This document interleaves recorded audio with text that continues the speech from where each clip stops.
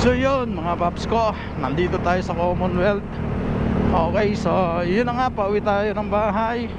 Kita nyo naman, napaka-traffic sa bandang kaliwa, mga private vehicle. So sa kanan mga paps ko, yung mga namamasada like bus, jeep, mga taxi, mga yellow lane kumbaga. Tapos dito sa gitna, motor lane, to yung dinadaanan natin mga paps ko. So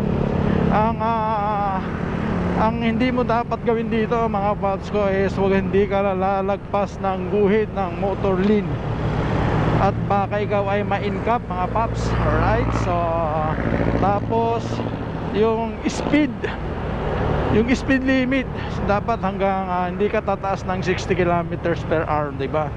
So ayun na nga, no, ganun ka higpit dito. So makikita nyo naman, dati hindi nata-traffic ang motor dito mga paps. Ngayon, no, nagkakasiksikan kasi isang lane lang yung ating dinadaanan ngayon. Alright, tingnan nyo mga paps, oh, napakahaba ng pila ng motor mga paps ko. So nandito na tayo sa Matandang Balara. Okay, dito na ang kalbaryo ng traffic mga paps. Simula dito sa Matandang Balara hanggang doon na yon sa may Doña Carmen, sa preview na mga paps ko.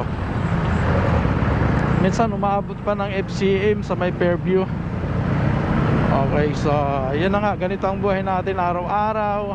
So hindi tayo bumiyahe ngayon mga paps, pauwi na tayo ng bahay at tayo ay magpapahinga muna. Kaninang umaga bumiyahe tayo, so nakatatlong booking tayo.